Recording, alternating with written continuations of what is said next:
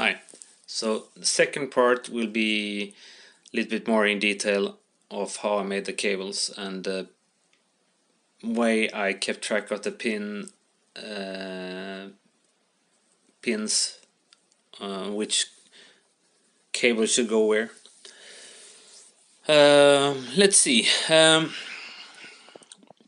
So first, let me show you this again. My printer doesn't have, it's the normal CRT10, so it doesn't have an extruder filament sensor. So this cable has 4 cables inside it, the other ones have 6, the end stop, and 4 for the stepper motors. So just to show, for this example I will use the X cable. Yeah.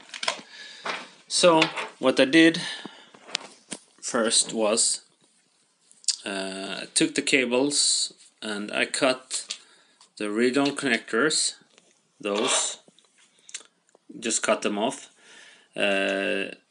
Make sure to keep some part of it with the markings, because that's what I used to keep track of which cable goes where. So as you can see, they have different markings on them. Next step for me was to connect this GX connector. So this is how it looks inside, and they have markings from 1 to 6. So what I decided was that I will start with the end stop, and that will be my number 1 and 2. And then for the other one, it will be 3, 4, 5 and 6. That goes to the stepper motor. And to start soldering, I looked at the markings, and then I took the same cable on this end and solder it to the number 1 on number 1 pin on that one. And then I took the second one, which was the X one, and I soldered that to number 2 pin on the GX connector. And then I went on to doing the same on the stepper motor, and took the next cable with the same marking and soldered that to 3, 4 and 5 and 6. And that meant that my cable was done. I had a map, a schematic of which cable went to which pin.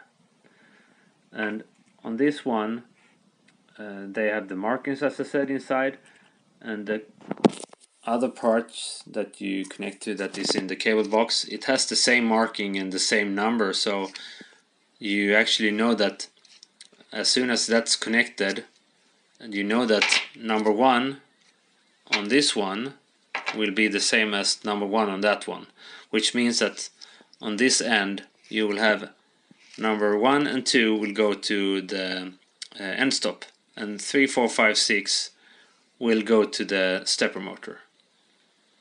That's why I made this marking. So what I did now was that, okay, I just had the new cable that I would use from the cable box to the stepper motors and end stops. Let's see. That I then soldered onto the end of that connector. And I just decided on the colors, randomly, I would say, more or less. I took the green and red one, for example, and decided that should go to the end stop, and then I took the 4 other colors and decided that should be the ones that go to the stepper motor. So I just soldered that onto the box connector, cable box connector, and marked it down like this. That meant that at the other end of the cable that was connected to the box, let's see, for example, this cable, it goes here and out here, there.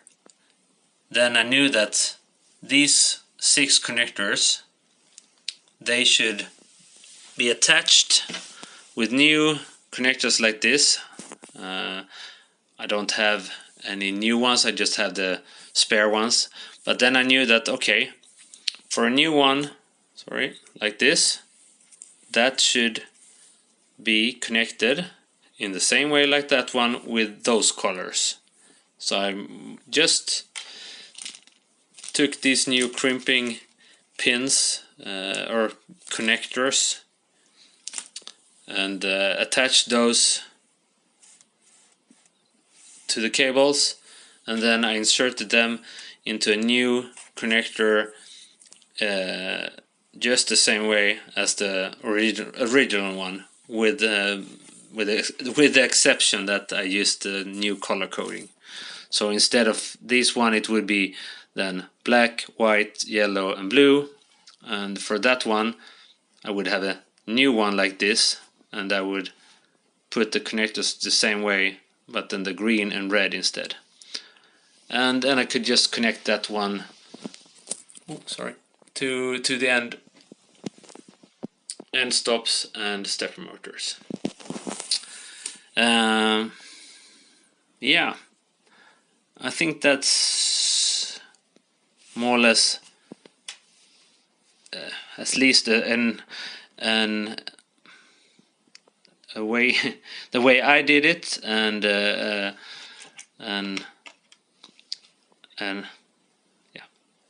a guide that I hope will help. I don't know if I mentioned it, but these small Krimphylsa in Swedish, crimp connectors. I don't remember, it's called PH connector and it's called XH connector, etc. They are really hard to connect to the cable if you don't have a special tool, a special plier for it.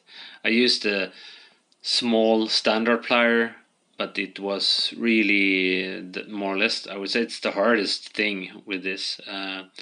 Other than that, doing the soldering to these connectors, it's not very easy, but if you're experienced with soldering, I would say it's maybe 3 out of 5 if you have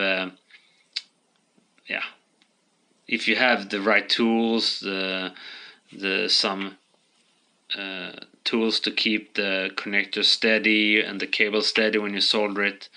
I think maybe 3, something like that. Okay, I think that's all. Thanks.